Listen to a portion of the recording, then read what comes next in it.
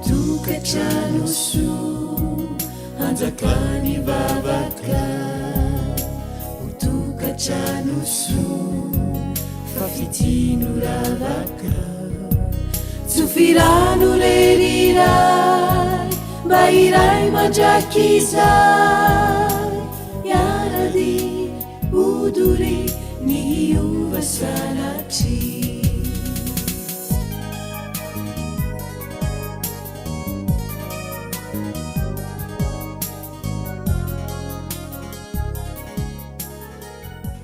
Manolotra ny araba ao antsika rehetra indray amin'ity takariva ity ireo zaza madinika zay ny loha hevitra amin'ity takariva ity.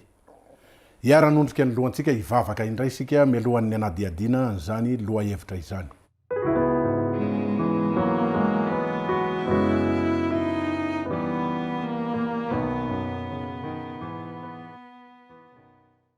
Ray masino loha hevitra mafonja no dinina androany satria mahakasika an'ireo zanakay.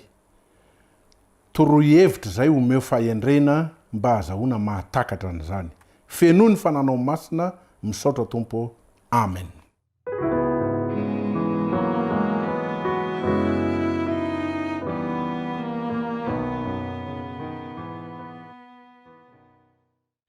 Ao amin'ny marika toko 10 ka ny 7 ka hatramin'ny 9 haintsika tsara ty toko 9 ty. Ary nisy nitondra zazakely teo aminy mba hametrahany tanana fa ny mpianany ny teny mafy ireny nefa tezitra Jesosy raha nahita izany ka hoy izy taminy. Avelao ny zaza anatona ary aza rarana fa nito azy ny fanjakan'Andriamanitra. Lazaiko aminareo marina tokoa. Nazovo ny tsy handray ny fanjakan'Andriamanitra tahaka ny zaza dia tsy ho tafiditra aminy akory. Ary nitrotro azy izy dia nametra tanana taminy ka nitsodrano azy. Ry havana malala, tsy dia mitatitra firy amintsika ny toe-javatra zay nahatezitra ny Jesosy ny filazantsara. Haintsika tsara ary hitatsika sy haintsika tsy enjery ny fahatezeran'i Jesosy tamin'ny fariseo. Fa eto amin'ity andininy ity zay mahaliana antsika dia izao tezitra tamin'ny mpianany Jesosy. Fa inona re ny zavatra nitranga sy ny zavatra niseho? Nisy olona mantsy nitondra zaza mba hametrahany Jesosy tanana dia nisakana ny reto mpianatra ireto zendana Jesosy. Latsoratra Grika dia miteny fa le hoe zendana le hoe tezitra dia izao lotika, tena lotika sy nangotraky ny atezerana mihitsy Jesosy teo anatrehany zany toe-javatra zany.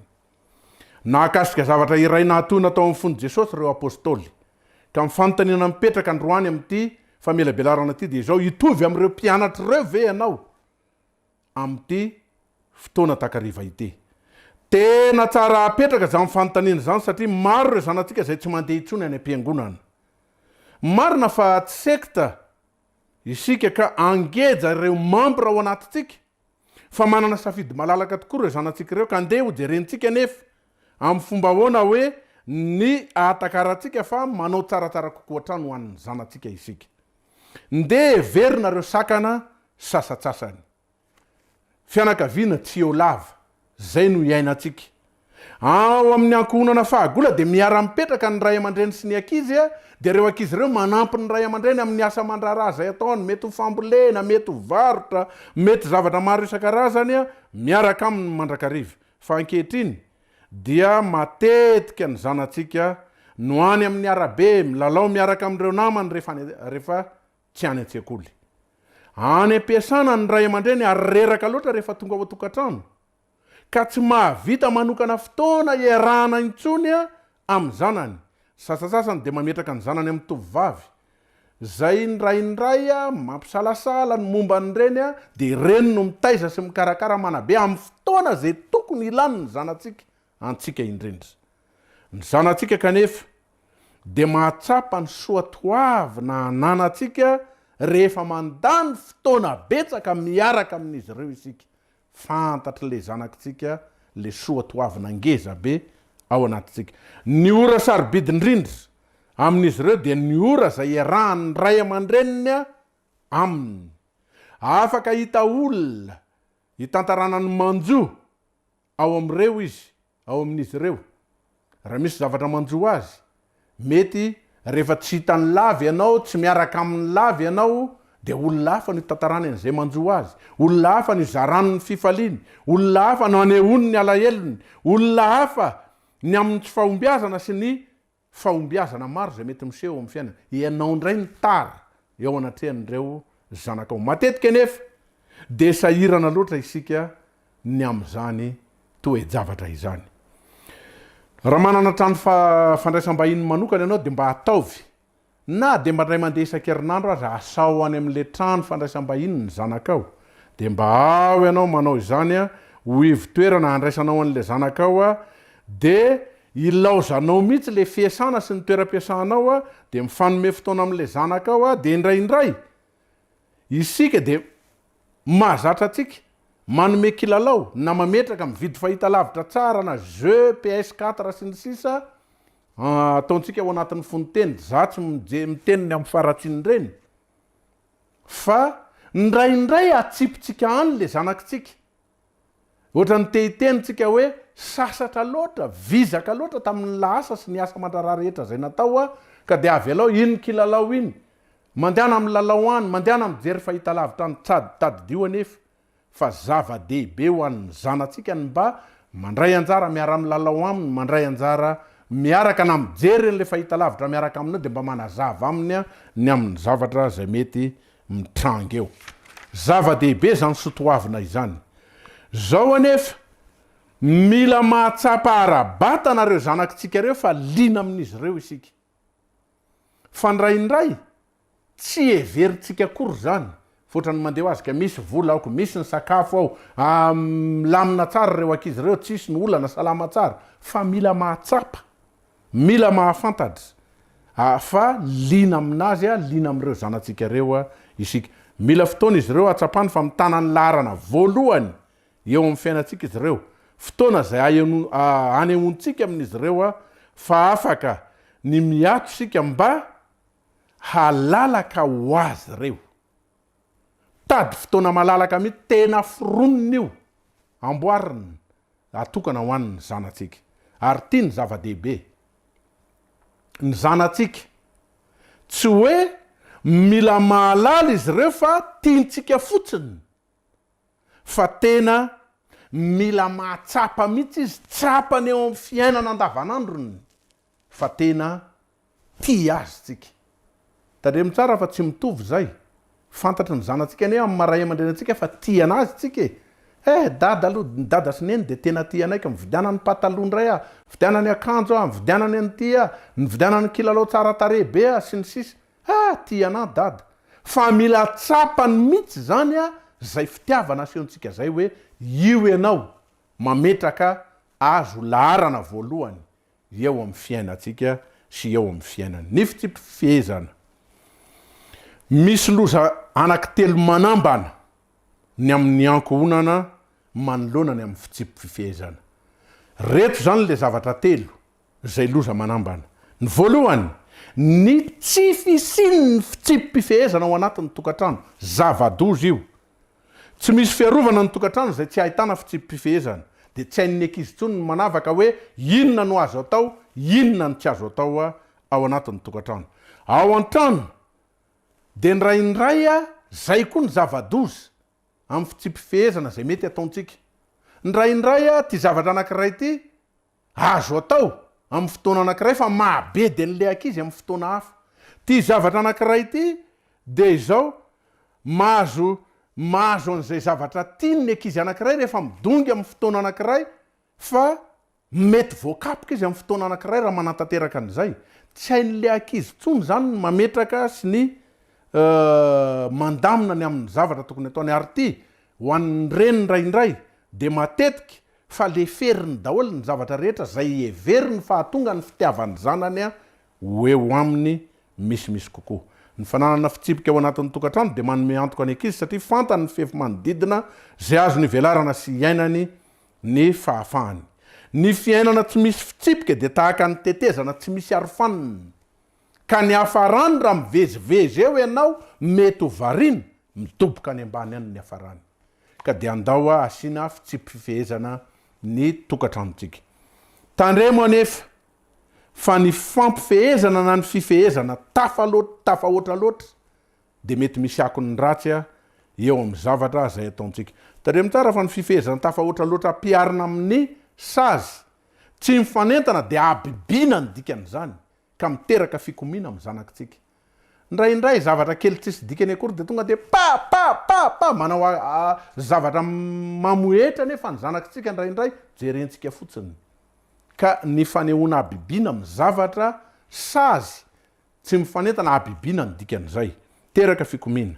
Mila toerana anehoany ny fahafahany ny ankizy mba hampivelatra azy.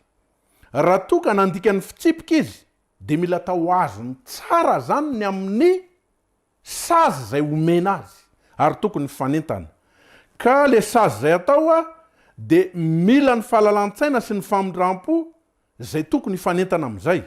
Ary raha misy ny sazy efa natao tamin'izany de tsy maintsy ampiarina amin'ny mpitiavana zany. Rehefa niteny ianao zany hoe ty ny sazy tsy maintsy atao aminao de tsy maintsy ampiarina zany. Nisy tovolahy kely anankiray atao hoe Jean Wedner, 12 taona koa ty zazalahy anankiray ty. Nandositra niala tao amin'ny tokantranony izy. De rehefa niverina tao izy mba azahoany ny rainy mametraka ny fanasaziana azy de niteny taminy ny rainy. Ahatsapany mihitsy ny amin'ny zavadozany amin'ny fantosirana zay nataony. De ozy ny rainy hoe matory any amin'ny toerana, tsy maintsy matory any amin'ny toerana misy mololo ao anatin'ny trano fitehirizam-bokatra ianao androany. Torakovitra le zazalahy kely i Wedner satria fantany tsara fa toerana be voalavo amin'ny mololony ao anatiny. Korontana amin'ny famezivezy ny voalavo rehetra, nangovitra izy natahotra izy kanefa tsy maintsy nitaterahany dadany zany. Nalefa ny dadany, nivoainy ny trano de nampidiry ny dadany tao tony ny fitaovana zay atorinao, ao anao no matory anaka. Kanefa minitra vitsy tao aorinan'izay iny ny dadany nitondra ny fitaovam-patoriniko ary niditra moramora de naka ny toerana tery anilany tary de nidaboka koa ny diny ny trano de natory izy. Na tsy ary fifaliana le tovolahy ary tsapany tsara ny hevitry ny famaizana zay nataony ny rainy taminy. Fahatelo, ny fiovaovana. Ino fitondrana be mpanao indrindra le fiovaovana. Tarika amin'ny fahaverezan'ny fahefana sy ny fanakanana tsy misy farany amin'ny zavatra madinika ny fitenenana manotra ny efa voalaza satria tsy mampiatra kory lay fampitahorana. Ary amin'ny fiovaovan-kevitra dia avelako anao amin'ny tindray mitoraka ty ratsy be zay. Rehefa nametraka an'le fifehezana ianao ka hoe ho sazina izy de sazio. Arak'izay fandanjalanjana amin'ny fanentana amin'ny sazy zay tokony ampiarina aminy. Fa ndraindray entaniny fihetsem-po, ndraindray entaniny amin'le hoe alahelo madinidinika ny amin'ilay zanatsika de hoe eny ary andeferako indray anao amin'ny tindray mitoraka ty de lalaovin'le zazy zay any aorinany averiny indray avelany neny indray na avelany dada amin'ny tindray mitoraka ty. Efa tafalatsaka any amin'ny zavatra mangitsokitsoka le zanatsika, zay tsika vao tonga saina. Ry havana malala aoka hoeritreretina amin'izay toe-javatra izay. Ny amin'ny fanabeazana sy mifamonjena mantsy raha tary amin'ilay hoe inona ny sekolohan'ny zanatsika de ny fanabeazana mira fanavotana. Fa etondray amin'ny anabavo ety le mpanoratra vehivavy manana ny maizy azy nanoratra boky kristianina be indrindra. De ny fanabeazana indray zay ataontsika ny zanatsika mira famonjena azy. Ka dia aoka ho everiny zany fa niany zavatra azotsika hoentina any an-danitra ane de ny toetratsika. Ny zavatra azotsika hoentina any an-danitra ane de ny zanatsika. Ny fanabeazana de mifototra amin'ny famolavolana ny toetra zay fanalahidin'ny fahombiazana. Ny famelan-keloka ary de ilaina ao anatin'ny tokantrano. Zay ny loha hevitra farany. Dinina amin'ity androany ty ny mandray an' Jesosy eo amin'ny fiainana amin'ny mahakizy ny zanakitsika zava-dehibe io. Ka aoka ho ampianariny ray aman-dreny mandrakariva ary ampafatarina fa Jesosy namela heloka atsika ny amin'ny fahadisoana zay nataontsika de mba mamela heloka tsika. Zany akory tsy midika amin'le hoe famelana le fampiarana ny fitsipifehezana zay natao tary aloha. Famelan-keloka hafa mihitsy, fa ny fampiarana ny sazy hafa mihitsy ihany koa.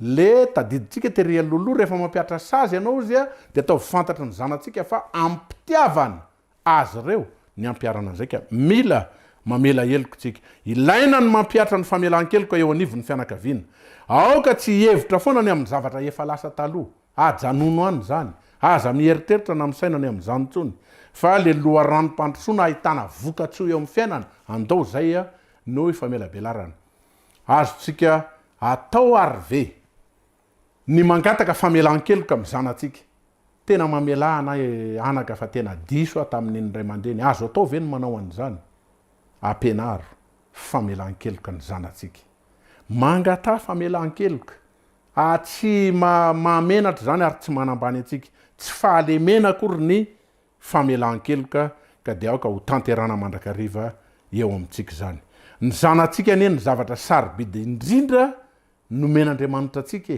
tsy isy dikan'ireo zavatra rehetra ireo fa tsy tokony isy isakana ny fandehanan'izy ireo zany a makeo amin'i Jesosy miankina amin'ny fifikirantsika amin'i Jesosy aloha ny famonjena izy no lay modely ny toetra tonga lafatra ka aoka ary isika hiezaka noho izany a mba hampifamatotra ny zanatsika ho eo amin'i Jesosy hampifamatotra dia mifandray hatrany ary zay le niteneniko hoe aza manapaka mihitsy amin'le famelabelarana fa ny ohatra sy ny soatoavina zay asehontsika dia manandanja betsaka eo amin'ny zanatsika sy eo amin'ny tanoratsika mihoatra lavitra noho ny teny zay lazaintsika ka raha hampifamatotra ny zanakitsika amin'i Jesosy tsika aloha no mifamatotra voalohany raha te hampianatra zavatra ho an'ny zanatsika dia momba ny amin'ny sitrapon'Andriamanitra dia itsika aloha no manao an'izany a voalohany indrindra ka dia ny ray aman-dreny rehetra ahazo an'izany tenin'Andriamanitra izany a ka dia aoka tokatrano anana fitsipifehezana ny tokatranontsika manomboka izao kanefa mipandanja lalàna tsara ary anana fifamelan-keloka ao anatin'izany rehetra izany ny tompo no hitantsika hivavaka isika